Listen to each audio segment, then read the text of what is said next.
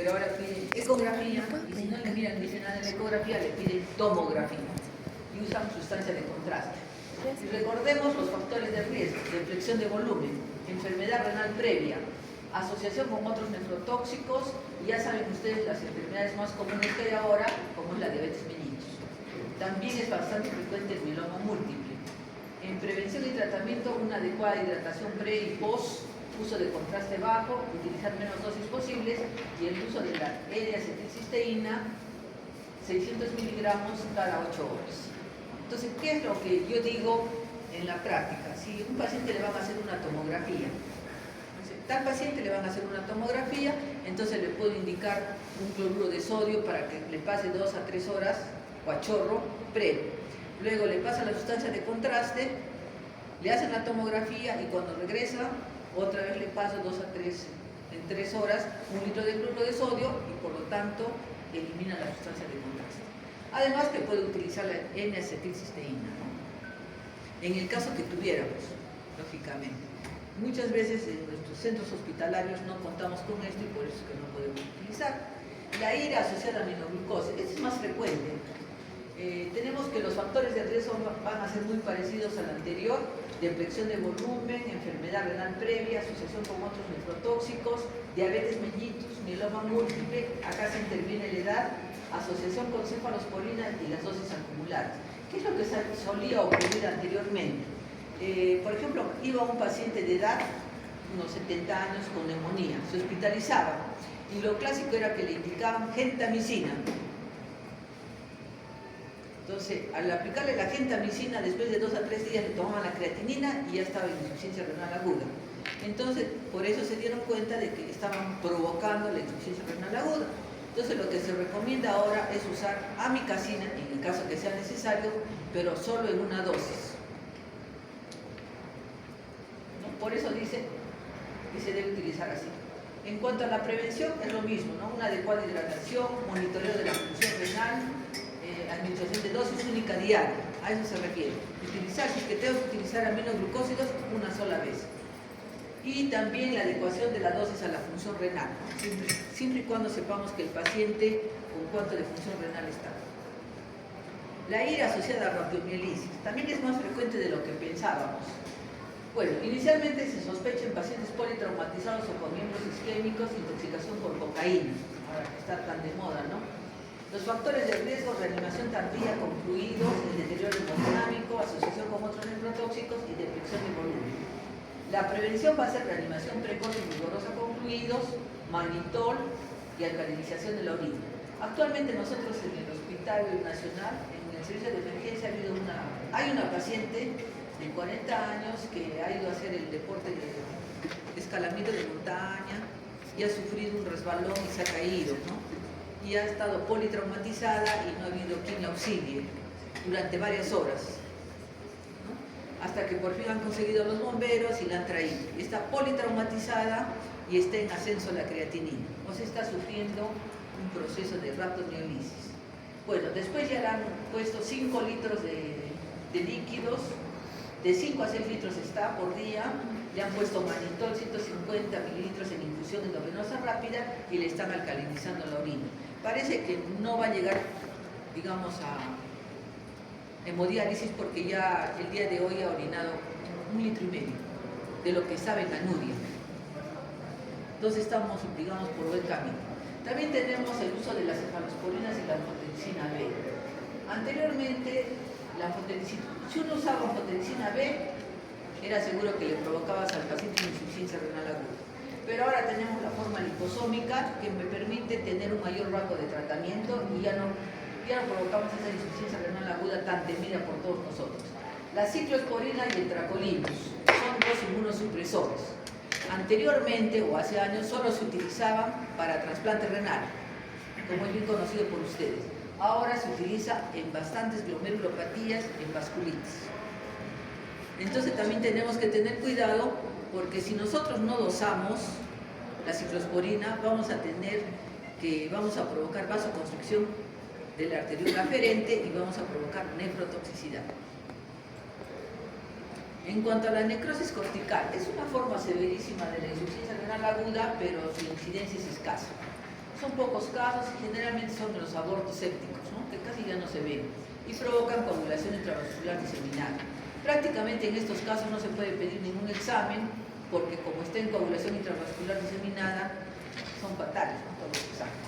Aunque dice que la ausencia de irrigación cortical en la radiografía es de diagnóstico, pero lógicamente que no se puede realizar ese examen. La nefritis tubulointersticial aguda es un proceso inflamatorio de diversas etiologías. Pueden ser por drogas, radiaciones, enfermedades inmunológicas, neoplasias, etc. Más de 2/3 partes son producidas por antimicrobianos o AINES. Hay que tener bastante cuidado también con la sensibilidad de los pacientes. Hemos visto un paciente, una señora que va por lumbalgia a un médico particular, le pone un diclofenaco y en la noche ya comienza a ser un problema de oligoanuria. Al día siguiente le hacen insuficiencia renal aguda, le colocan un catéter venoso central para hemodiálisis, con tan lamentable mala suerte, se complica y fallece la paciente. Entonces su médico tratante, que era un médico particular, ahí estaba en la puerta, ¿no? de la sala de la paciente llorando, porque no había sido, ni le había puesto muchas dosis, solamente le había indicado una ampolla, pero era la sensibilidad de la paciente. Bueno, así se le explicaron a los familiares, porque imagínate que tú vayas porque te pongan un diclofenaco y resultas con tremendo problema y hasta te mueres, ¿no? Era un tremendo problema médico-legal. En ese caso se le explicó a los familiares y al final entendieron de que era la hipersensibilidad de la paciente a los AINES, ¿no? Lo que había provocado todo este gran problema. En cuanto al algoritmo diagnóstico de la insuficiencia renal aguda, como es conocido, si nosotros no hacemos una buena historia clínica, está de más todo, ¿no? Entonces, si yo estoy en emergencia, viene el paciente, no me da mayores datos, como siempre me dice que estaba muy bien, los familiares dicen que estaba muy bien ayer, todo el mundo dice que estaba muy bien, no saben por qué lo traen al hospital. Entonces, un buen examen, aparte de hacer una historia clínica que de repente no me va a servir mucho porque no me dan mayores datos, es pedirle una ecografía. Y mi lógica me dice, y es algo simple, en que si mi ecografía me sale normal, ¿qué quiere decir eso? Que es un problema agudo. Si me sale que los riñones son pequeños, quiere decir que es crónico, ¿no? Que ya ha pasado un tiempo, por eso se han vuelto más pequeños. Entonces eso, sin necesidad de que el familiar o que el paciente me explique, me está dando una idea de lo que está ocurriendo. O puede ser también una insuficiencia renal crónica reagudizada, si es que yo encuentro que los riñones son más pequeños de lo normal, ¿no? Eso me da una idea clara de lo que voy a hacer, cómo voy a hacer el diagnóstico y cómo voy a hacer el tratamiento. Entonces, acá está solamente para que mencionemos que cuando hay una dilatación en la ecografía es generalmente por uropatía obstructiva y también tiene que asociarse que es con pacientes varones generalmente. Si son normales, como les mencioné, es una insuficiencia renal aguda o rápidamente progresiva, y cuando son riñones pequeños ya es una crónica. También tenemos que tener cuidado cuando son riñones con quistes. Eso hay que distinguirlo bien de la uropatía obstructiva, porque la hidronefrosis se notan sombras oscuras y los riñones poliquísticos también. Entonces, en eso hay que tener cuidado, sobre todo en la historia familiar. Ya sabemos que los riñones poliquísticos son hereditarios, o sea que tú heredas, y hay familias enteras que tienen riñones poliquísticos. Entonces, en ese caso sí ya me podría orientar más. En cuanto a los hallazgos laboratoriales, tenemos que pedir la creatinina, el ecograma, la hemoglobina, la urea, que su valor de 15 a 40, el boom, si es que tenemos en nuestro hospital de 7 a 18, y la creatinina varía de 0.7 a 1.2, y además los índices de insuficiencia renal que tenemos que verlos y que tenemos que aprendernos de memoria porque nos van a ayudar a hacer la distinción entre una insuficiencia renal prerrenal, parenquimatosa o postrenal. Entonces vamos a hallar los hallazgos urinarios y bioquímicos, va a haber disminución del flujo urinario, disminución del sodio urinario, fracción del sodio urinario menos del 1%, aumento de la osmolaridad más de 500 miliosmoles, aumento de la densidad urinaria más de 1020 y el sedimento urinario generalmente tiene cilindros hialinos y transparentes. Y acá está este cuadrito que es muy importante y que se lo van a tener que aprender de memoria porque van a venir algunas preguntas de acá. El fundamental, si ustedes se fijan en el cuarto recuadro, sería excreción del sodio. Menos de 1 es prerrenal, más de 1 es establecido parenquimatosa, ¿no? Ese es uno de los más conocidos. Y acá tenemos para encontrar la fórmula. La excreción fraccional de sodio es sodio en orina por creatinina en sangre sobre sodio en sangre por creatinina por orina, por 100. Y nuevamente volvemos a repetirlo, menos del 1% es prerrenal, más del 1% o el 2% como está ahí, es insuficiencia renal intrínseca o parenquimatosa. Técnica de imagen. Como hemos mencionado, ecografía. Todos los centros de salud tienen ecografía, los hospitales también. Ecografía Doppler, bueno, en algunos lugares nada más. Radiografía simple de abdomen de piel. ¿Para qué? Para mirar si hay cálculos. Ya, y en este caso, como urografía intravenosa, ¿estará correcto? A ver, su compañera de acá. Sí, ¿estará correcto esa tingencia? Urografía intravenosa, ¿la utilizaré? ¿La podré utilizar? ¿Qué dices? No, yo te digo, estoy acá, hay varias alternativas. Yo digo, ¿debo usar la urografía intravenosa? ¿Por qué no la debo usar? ¿O por qué sí la debo usar? ¿Por qué? ¿Por qué puede causar? Ya no leas tú, no, tú tienes que pensar, estamos explicando, entonces... ¿Por qué no la podría usar? Tú, a ver, ayúdale a tu compañera. ¿O la uso o no la uso? Porque ahí está en la diapositiva. ¿Uso o no uso? A ver, otro voluntario. El contraste que se usa en radiografía puede empeorarla. Claro, ¿no es cierto? O sea, no puedo usarla. ¿Por qué? Porque estoy usando sustancias de contraste y estamos mencionando eso, que no debemos usar sustancias de contraste. Si el paciente no tenía insuficiencia renal aguda, de repente le voy a provocar con una sustancia de contraste. Y si tenía una crónica, le voy a reagudizar la que tenía, ¿no? Entonces, por eso, a pesar que esté en la diapositiva, no podemos usarla. Precisamente la ponemos ahí para que todos tengan cuidado y no reclamen en el examen y digan que estaba en la diapositiva. No porque esté en la diapositiva quiere decir que estaba correcta. Justo la ponemos para que no cometamos ese error, porque hay pacientes que tienen problemas por haber usado sustancias de contraste. El médico no se dio cuenta que tenía creatinina más de 1, no se dio cuenta que tenía factores de riesgo y le indica las tomografías, ¿no? Entonces, si tienes una apendicitis, lógicamente tienes náuseas, vómitos, estás un poco deshidratado. Y si le pides una tomografía con sustancia de contraste, le vas a provocar una insuficiencia renal aguda, además de la apendicitis que tenía previamente, ¿no? Entonces, por eso tenemos que tener bastante cuidado.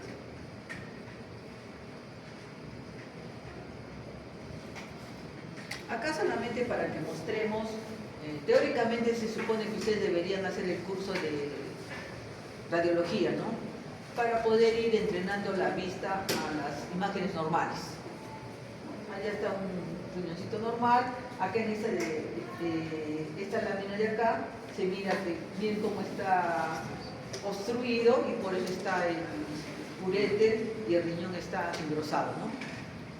Porque no hay un buen pasaje de la sustancia de contraste.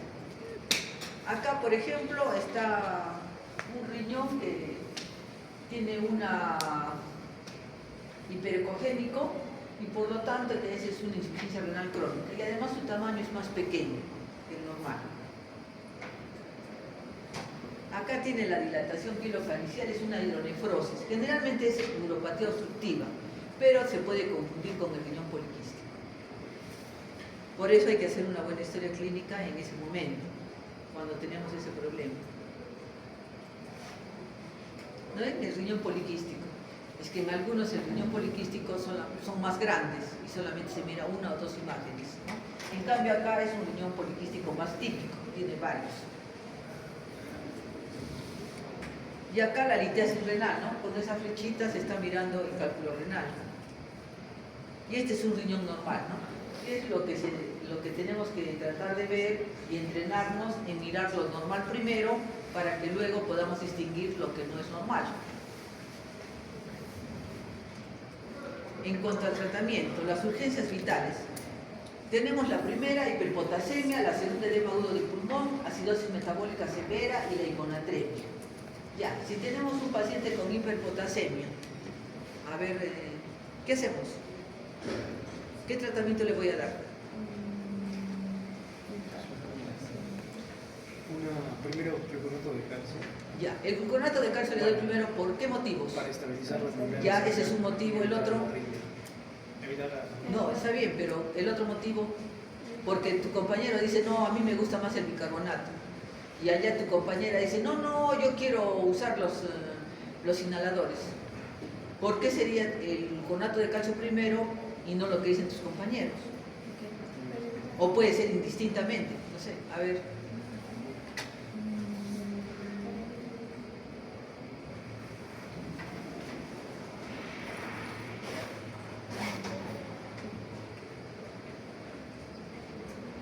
Bueno, yo le mandé al delegado unas, no sé si ustedes lo tendrán, ¿no? Acerca del tratamiento de hipercalemia, tratamiento de hipocalemia, después una tablita del valor de los electrolitos en las soluciones, no sé si la tienen.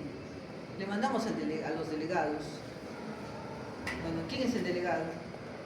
No me había dado. Ya, te tendremos que mandar. Se supone que el delegado general les va a mandar a todos. Ya, porque ahí está precisamente una de las razones en la que dice tu compañero. ¿Dónde está? A ver.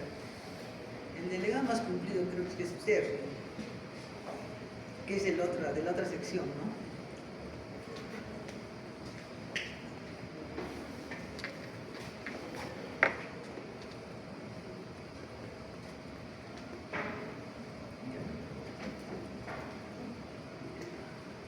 Ah, pero no tengo tu número. ¿Qué número es el tuyo? No, doctora, sí le mandé un mensaje. Su número es 986. 986. Ah, ya.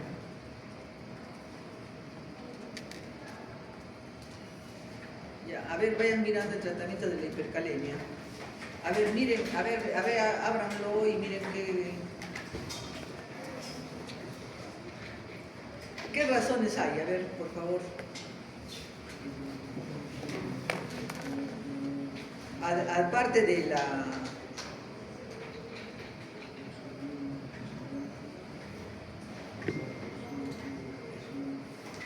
¿Qué número me dijo? ¿396? No. ¿Qué número? 986. Ah, 98, sí.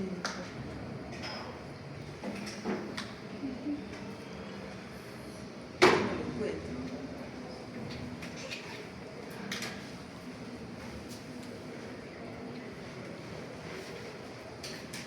No lo encuentro en tu número. Pero ese te ha llegado, ¿no es cierto?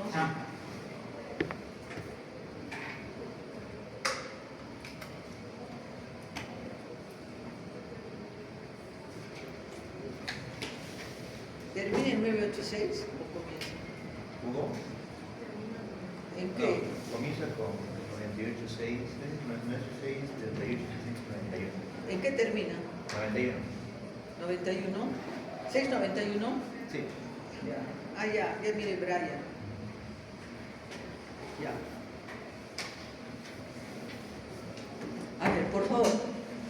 Es importante para que repasemos. De paso que repasamos los electrolitos. Ya. Entonces, él ha dicho, quiero el gluconato de calcio porque me va a estabilizar la membrana. Perfecto. Pero hay otro motivo más. ¿Qué otro motivo más hay? No, ya pues, si estabiliza me va a evitar las arritmias. Pero, ¿qué es lo que dice ahí en el cuadrito? Antagoniza el efecto cardíaco. ¿Ah? Antagoniza el efecto cardíaco. No, está bien, eso también. Pero, ¿qué más hay? ¿Qué otro detalle más hay?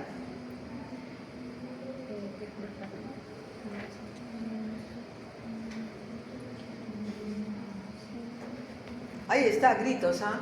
Sencillísimo es. Es importante. La acción, la inicio. El mecanismo de acción que va a ser a los cuántos minutos. 5 o 10 minutos. Claro, ese es importante. Entonces, por eso es que yo tengo que decir, tengo que usar primero el gluconato de calcio, porque además de estabilizar la membrana, me va a actuar rápidamente.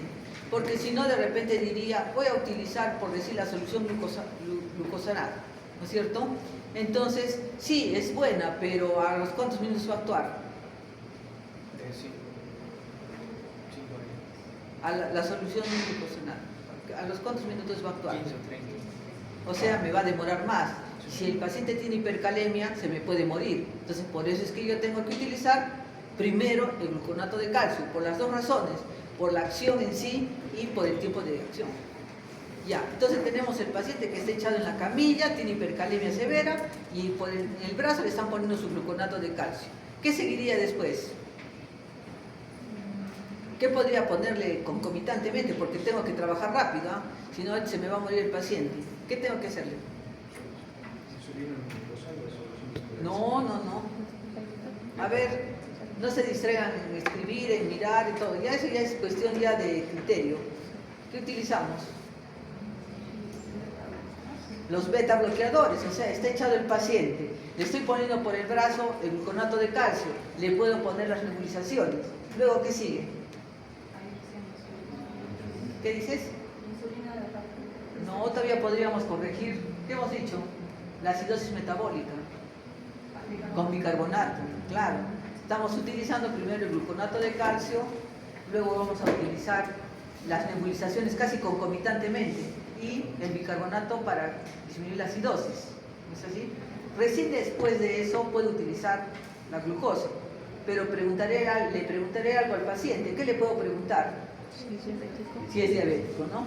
Ya, y luego, ya estoy utilizando todo eso, ¿y qué más voy a utilizar? Diurético, pero para usar el diurético tengo que hacerle alguna pregunta al paciente. ¿Qué pregunta le hago? Es una pregunta sencilla.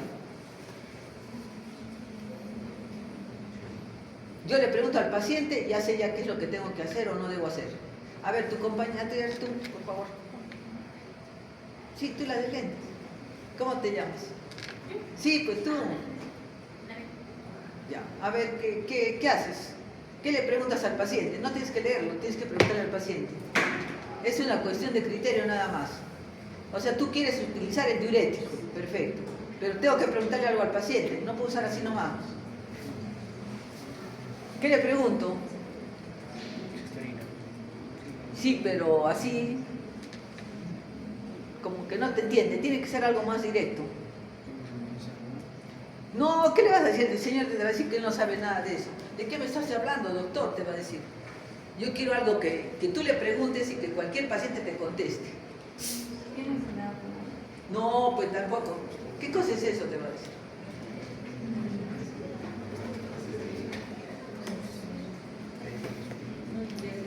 ¿Ah? Sí orina, pero hay otra pregunta más pues con esa. ¿Qué cosa es? ¿Cuánto orina? No, te va a decir normal. ¿Qué le tienes que preguntar? No, tampoco.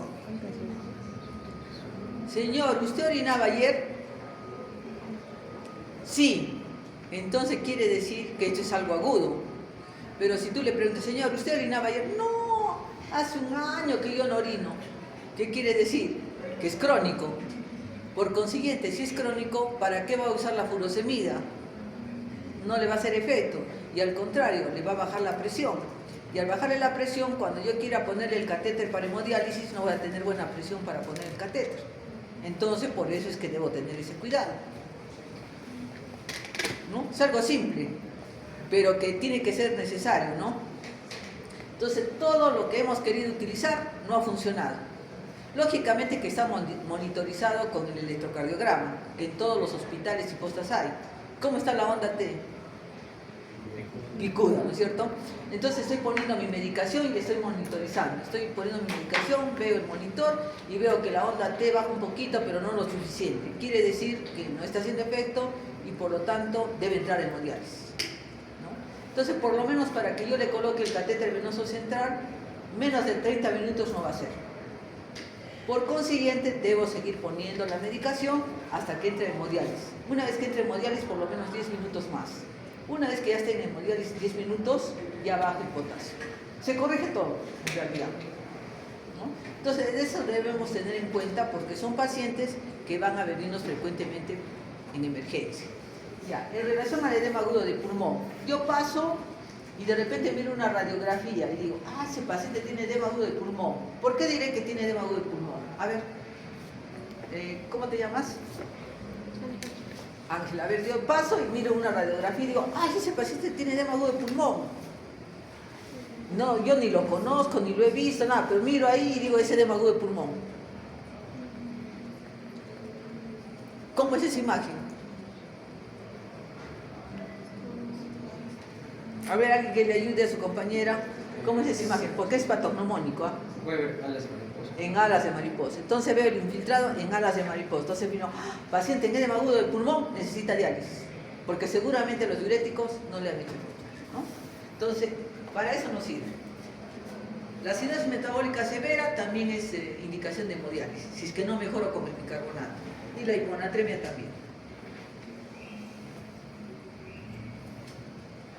En cuanto al tratamiento sindrómico, manejo del agua corporal. Tenemos insuficiencia renal aguda con pérdida del volumen extracelular. Vamos a corregir el volumen y dependerá del grado de deshidratación. Generalmente vamos a reponer administrando la mitad del déficit intestinal de agua y electrolito en las primeras 24 horas. Eso depende de cada paciente, ¿no? O sea, eso ya se va monitorizando. Nada es de memoria, todo es de acuerdo a la evolución del paciente. Ahora dice que si el paciente está en shock, deberá utilizar un catéter de Socams.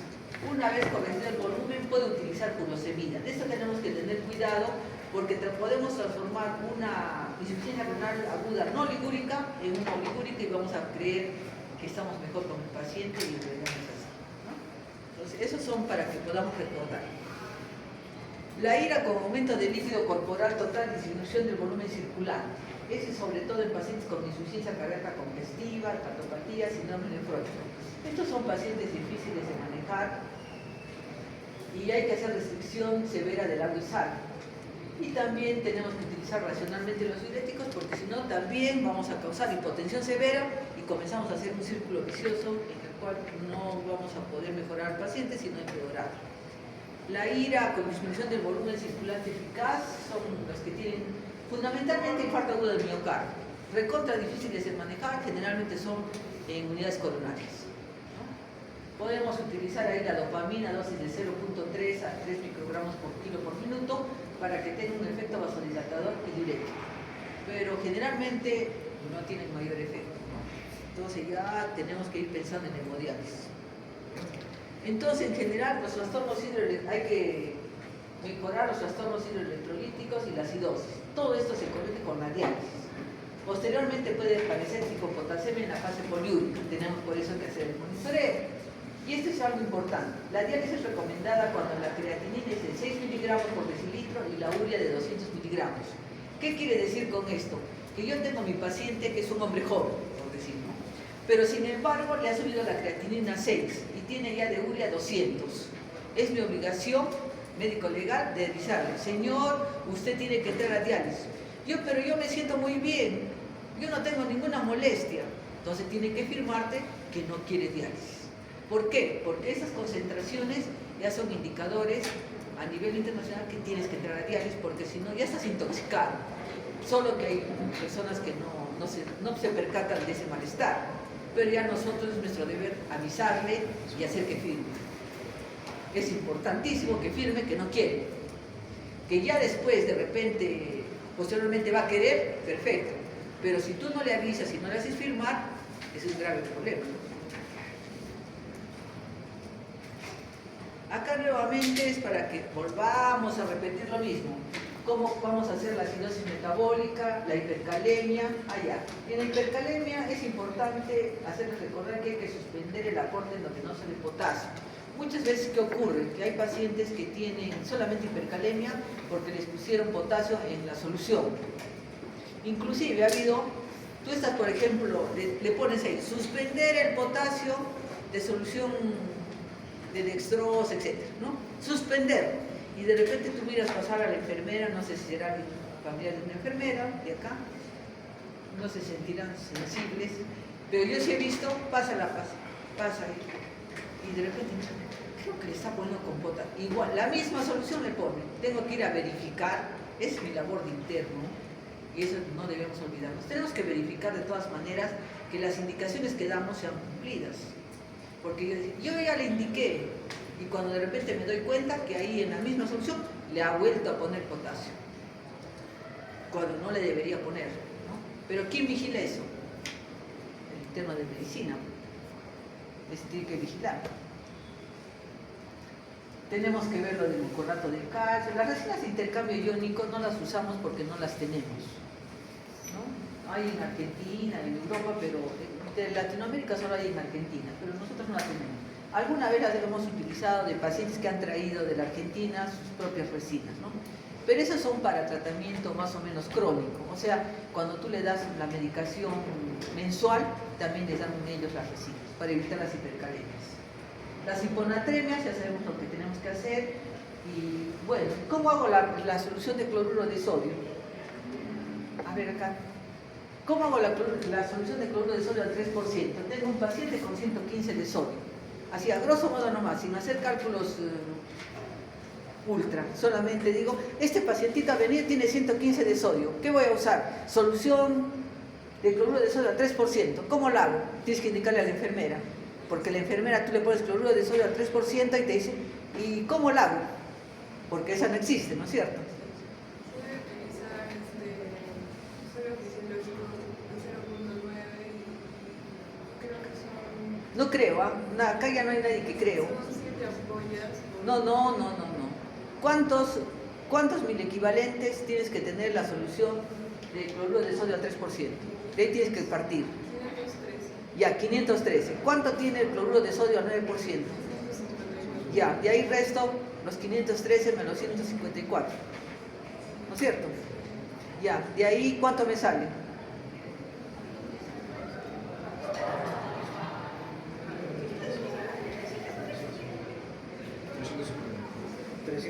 Ya, ¿cuál voy a usar? ¿Cloruro de sodio al 10% o cloruro de sodio al 20%? Porque de acuerdo a si es al 10% o es al 20% son los mil equivalentes. Ya, pues por eso tienen la tablita de los mil equivalentes. Por eso les he mandado ahí la tablita. Para eso me sirve. Para que ya no estemos buscando por todo lado. ¿Cuál es uso? 10% o 20%. La enfermera todavía te enseña así, ¿ah?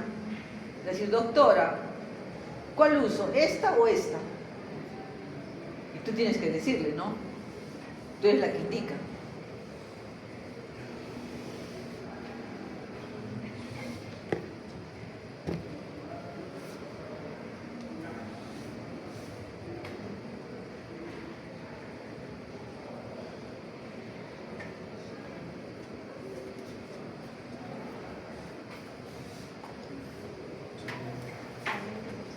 Ya, ¿cuántos mil equivalentes tiene el 20%? Ya, 68. Entonces divido lo que me quedaba de mil equivalentes entre 68. ¿Cuántas ampollas salen? Aproximadamente, ¿no?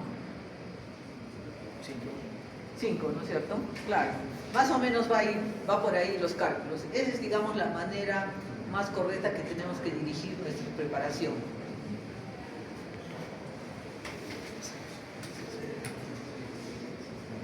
Entonces, entre el 30 a 40% de pacientes con insuficiencia renal aguda precisan diálisis. Las técnicas más empleadas son la hemodiálisis y las técnicas extracorpóreas continuas que se usan en UCI. Bueno, nosotros en el país no las tenemos, solo tenemos hemodiálisis.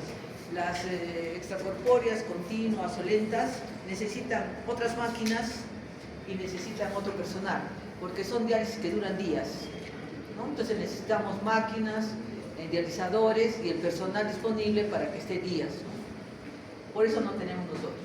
Entonces, entre los tratamientos sustitutivos tenemos la hemodiálisis, que sí la tenemos, la diálisis peritoneal, se refiere a eso. La diálisis peritoneal, ¿qué tal si un paciente que tiene su catéter de diálisis peritoneal hace una insuficiencia renal, un edema agudo de pulmón? Entonces puedo utilizar su catéter de diálisis peritoneal y puedo hacer diálisis cada hora o cada media hora.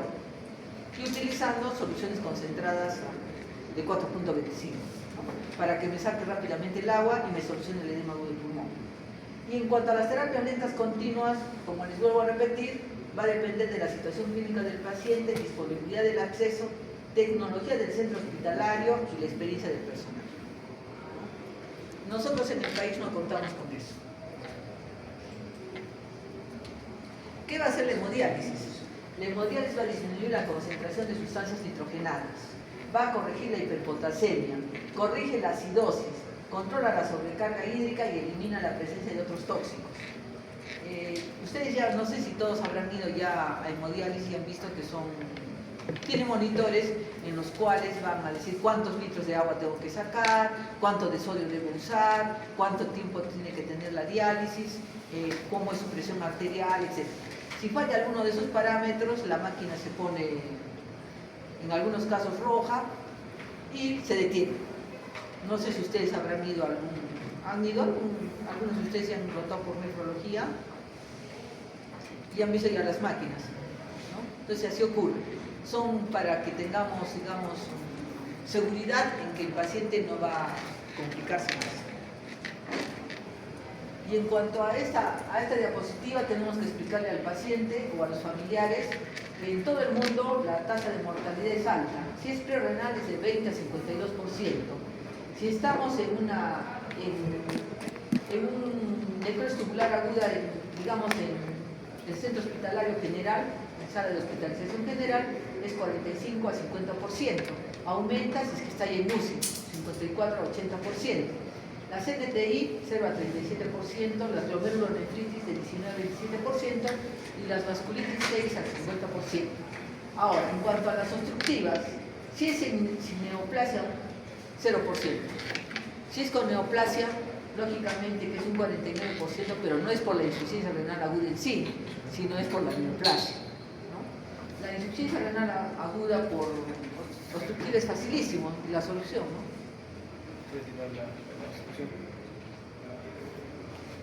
La insuficiencia renal aguda obstructiva, ¿cuál sería la solución? Quitar la obstrucción. ¿Cómo pues? Depende de eso. No, ¿cómo? No. Es sencillísima.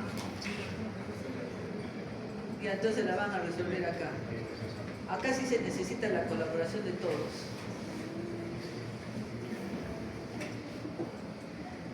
Ya, Brian, te presento a Jorge. Ya, Brian, léenos al paciente. Preséntanos. Varón de 43 años, historia clínica de 8 días de diabetes constantes, 12 cámaras de 800 cc, cada una, es traído por emergencia. En el examen físico está lúcido y orientado, presión arterial de 100 sobre 60, pulso de 110, escudas orales secas, signo de pliegue positivo, volumen urinario de 400 cc al día, 24 horas. Revisión diagnóstica, insuficiencia renal aguda, periodrenal, renal o parenquimatosa, porrenal constructiva, Descartar una insuficiencia renal crónica. Claro, porque tengo que descartar si es una aguda o es una crónica, y en la aguda todos esos parámetros. Ya, ¿qué hago para descartar? ¿Qué me pides?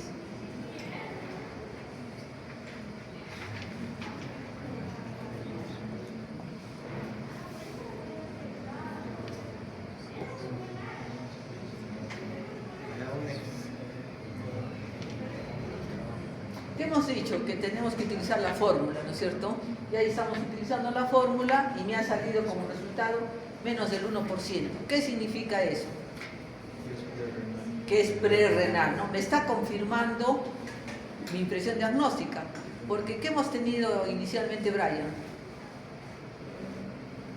¿El paciente cómo estaba? Orientado. Ya, pero sus pérdidas, ¿cuántas más o menos las has calculado? Era de 400 cc. Oh, 800. mira, lo primero que tenemos que hacer es, ¿no es cierto? Tengo una historia clínica de 2 días de diarreas, 12 cámaras por día, de 800. Entonces tendré que multiplicar 12 por 800 para calcular más o menos el volumen que he perdido. O sea que teóricamente mi paciente está deshidratado. Lo corroboro con una hipotensión, 100 sobre 60, una taquicardia, 110 por minuto, mucosas orales secas, signo del pliegue positivo, volumen urinario ha disminuido a 400 centímetros. Entonces eso ya me está dando idea de qué tiene mi paciente. Y entonces yo lo que necesito es comprobar mi impresión diagnóstica. Por algo se llama impresión diagnóstica. Y entonces, ¿cómo la compruebo? La compruebo con la fracción de excreción de sodio, que es la que hemos visto. ¿Y lo has comprobado o no, Brian? A ver.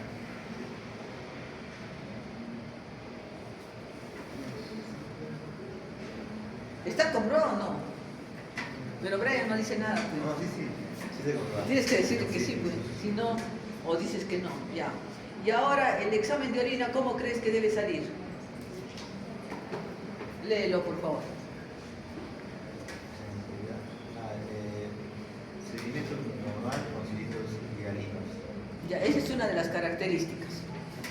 ¿Ya? Entonces ya queda más o menos claro que yo puedo hacer mi diagnóstico así. Y además de eso, ¿qué más debo pedirle, Brian? Una ecografía. Ya, una ecografía. Entonces, ¿qué me corrobora mi ecografía? Que el riñón está normal y su ecogenicidad está normal. Entonces me está diciendo, esto es algo agudo. Todos esos pasos tengo que seguir para yo comprobar mi diagnóstico.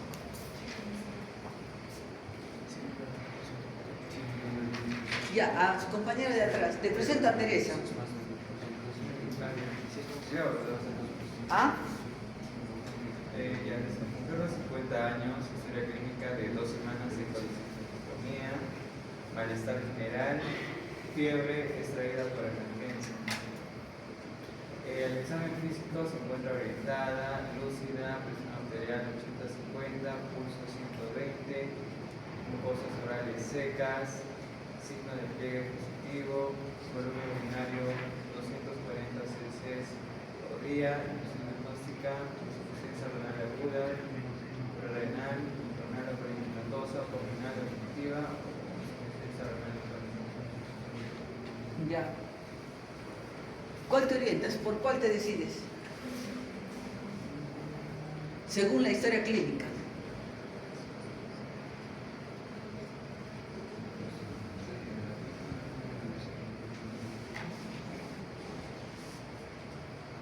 A ver, alguien que quiera ayudar a su compañero.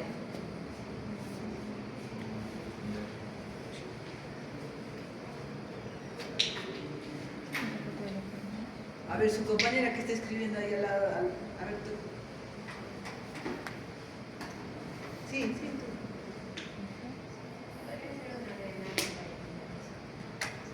¿Qué dices? Renal parenquimatosa. ¿Por qué crees tú que es renal parenquimatosa?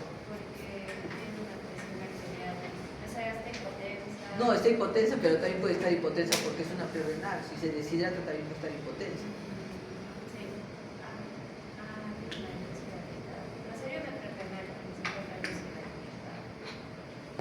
Por fin, ¿a cuál te decides? Ella se decide por la de tu compañera de adelante. Sí, pues tú. Tu compañera dice que es una prerrenal. ¿Tú qué dices? No podemos decir podría. Por favor, no utilicen esas palabras. Ya tenemos que ser más concretos. No, pero dime una cosa, según su historia clínica, ¿qué te está orientando? Según la historia clínica. Ahora, tú para que compruebas el diagnóstico pides exámenes, lógicamente. Pero según su historia clínica, ¿qué te orienta? Tu compañera dice que es una prerrenal. Ella se guía porque la presión está baja. Es lo que ha dicho tu compañera. ¿Tú qué dices?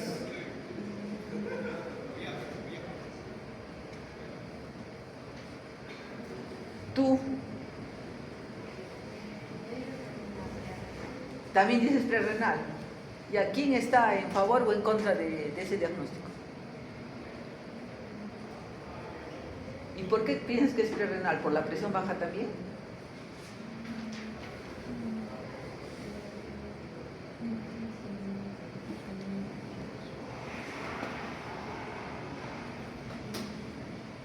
A ver, alguien que le... A ver, tu compañera de acá, ¿qué dices tú?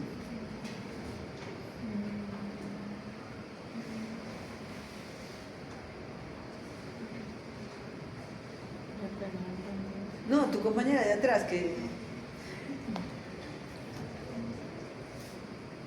¿qué dices? ¿O no dices nada? No dice nada. ¿Qué va a hacer con el paciente? Ya. Tú, por favor, sí. Yo también considero que sería prerrenal. Ah, ya, prerrenal, ¿por qué? Porque está con la presión baja.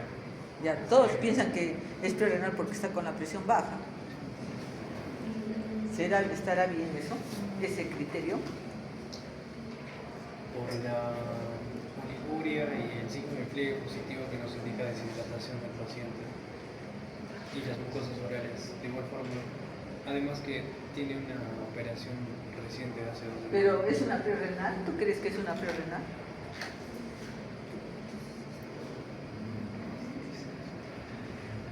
Es que mira, a diferencia del primer caso, en el primer caso es algo bastante agudo.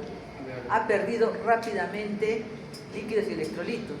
En este caso, la paciente la han operado hace 2 semanas de colecistectomía y viene por malestar general y fiebre.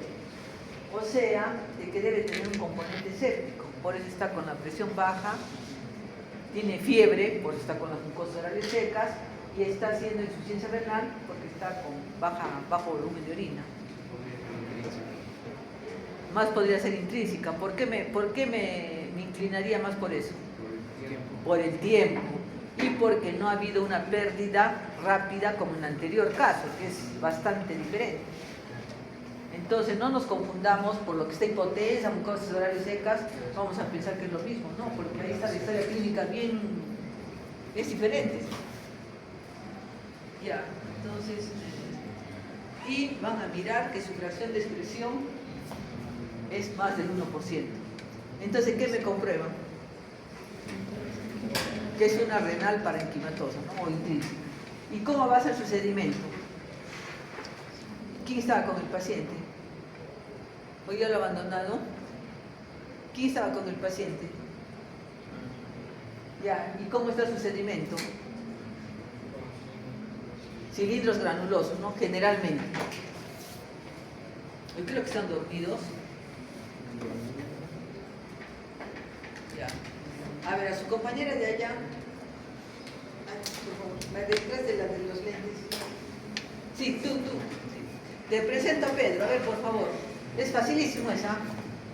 Varón de 75 años, historia clínica de un día de anuria, dolor abdominal, extraído por emergencia. Al examen físico está lúcido, orientado, la presión arterial de 120/180, pulso de 100, palpación globo vesical, volumen urinario de 20 cc por día, inclusión diagnóstica, descartar insuficiencia renal aguda, prerenal, renal parenquimatosa, renal congestiva y mortal extrarenal. Ya, ¿cuál crees que es?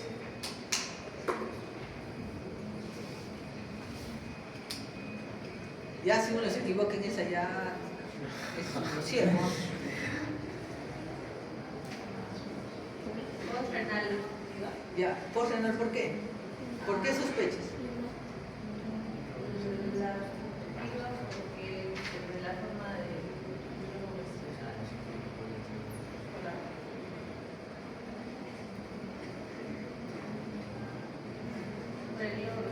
Por el globo vesical, ¿no? Ese ya es escandaloso, ¿no? Si no hace el diagnóstico de una obstructiva. ¿Y cómo lo soluciono eso? Y miren, ¿el sedimento cómo es? A ver, hazle recordar a tus compañeros cómo puede ser. el sedimento está normal o hematíes, leucocitos y cristales. Claro, ¿por qué? Porque como ha habido distensión de la vejiga, se rompen las fibras musculares y pueden haber hematíes.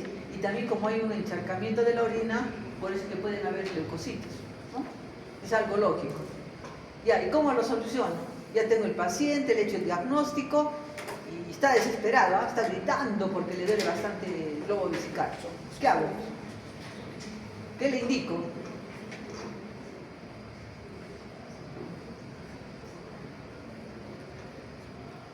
Nada. Hoy te van a linchar ahí los familiares, están ahí afuera. Y tú te estás demorando y el paciente grita y dice, solucionenme, ¿por qué usted ha venido? ¿Qué le indico? Una sonda vesical.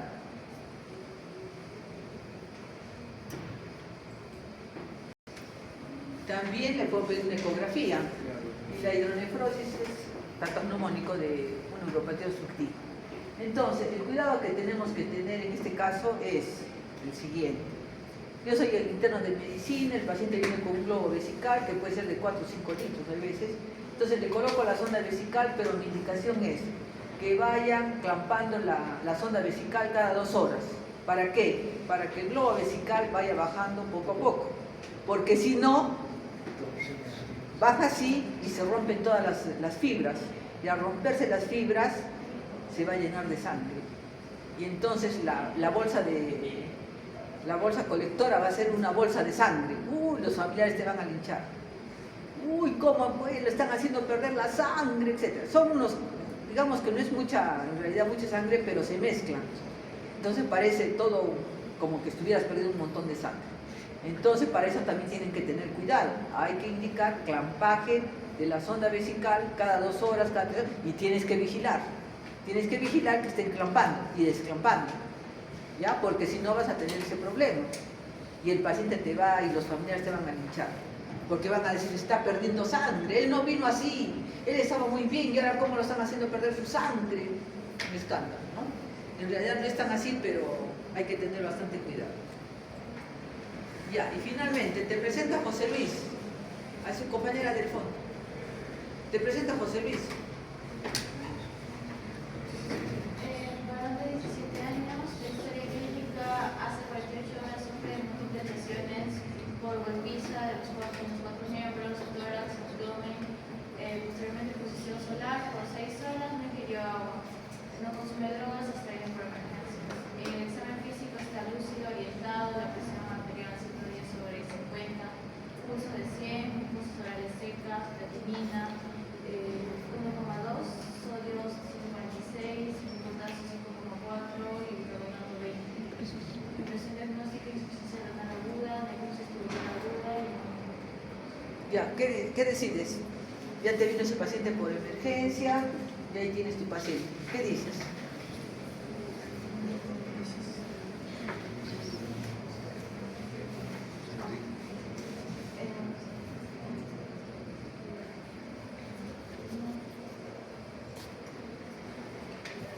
Algo tendrás que decir. Pero tienes que decir rápido también.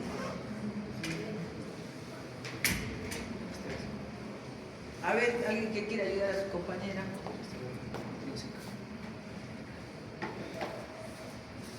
Puede ser una necrosis tubular aguda por la... Podría ser, por la claro, rabdomiélisis, podría ser. por la rabdomiélisis. Ya, pero miren pues sus exámenes cómo están. Está demasiado. Pero miren cómo están sus exámenes. La creatina está mal. ¿Tienen alguna alteración? O sea, En este momento no tienen ninguna alteración. En este momento. O sea, cuando va, mira, su sodio está normal, su creatinina 1,2, su potasio normal, su bicarbonato normal. También tenemos entre la impresión diagnóstica no cumple criterios, porque en realidad en este momento no tiene ninguna complicación.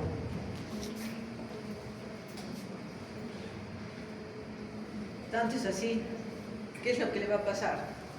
Sigue leyendo, por favor. La impresión diagnóstica no cumple criterios. Evaluación de emergencia, ketoprofeno, alta médica domicilio. Claro, como no cumple los criterios, ellos le indican ketoprofeno, o sea, un antiinflamatorio, y le dicen que se vaya a su casa. ¿Y debido a qué? Esto se sustenta con este concepto. La injuria renal aguda es un síndrome de diagnóstico clínico que se define de acuerdo con las guías de Cadigo, por aumento rápido de la creatinina sérica y o disminución de la diuresis. No le ocurrió nada de eso. En ese momento, ¿no es cierto? Estamos mirando lo que le está pasando al paciente, lo estoy recibiendo, tampoco me puedo inventar ni imaginar. Ya, lo he encontrado hacia el paciente, le tomo los exámenes, yo supongo alguna cosa, pero ahí está por el paciente. Ese es el verdadero... Ya. Entonces, reconsulta. A ver, ¿quién quiere leer la reconsulta de José Luis? Regresa, José Luis. Se fue de alta, aparentemente bien, y regresa. Ya pues lean, rápido. Reconsulta a las 48 horas, ¿ah? Mira, ha pasado 2 días. Reconsulta a las 48 horas por náuseas, mareos, calambres y disminución de la diuresis a 450 cc 12 horas. En el examen físico está lúcido orientado, una presión de 80-40, el pulso de 100, frecuencia respiratoria de 22, mucosas orales secas, equimosis, hematomas en 4 miembros, tórax, abdomen. Examen de orina. Densidad 1030, el pH está en 5. Sedimento, glóbulos rojos y leucocitos. La creatinina está en 5. El sodio 144, el potasio 5.7 y el bicarbonato está en 16. El TGO 70, TGP 84, la CPK 8200 y la hemoglobina, eso es hemoglobina 17. Sí, hemoglobina es. Glóbulos rojos. Glóbulos rojos están en 10.800 y las plaquetas en 342.000. Ecografía abdominal normal. Impresión diagnóstica, insuficiencia renal aguda, necrosis tubular aguda, ratomiolisis. Ya la creatinina está alta, está hipotenso. Yo creo que La diuresia ha disminuido. Ajá. Ya puede ser una ratomiolisis, un tipo de hipertensión. Vamos a ver qué es. Y tenemos que cumplir los, digamos, lo que dice la teoría. Caigo. De acuerdo a la evolución sería insuficiencia renal aguda.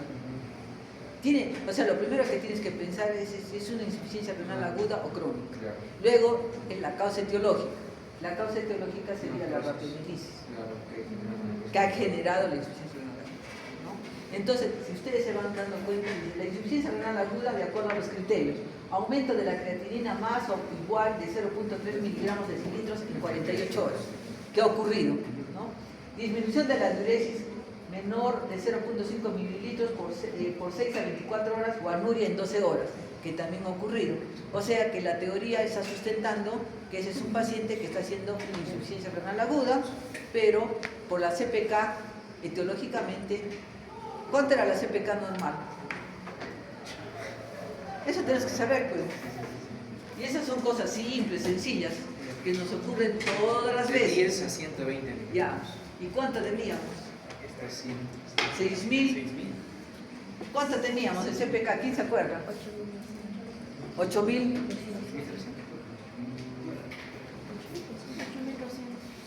8.200. Ya, 8.200. ¿Qué dices?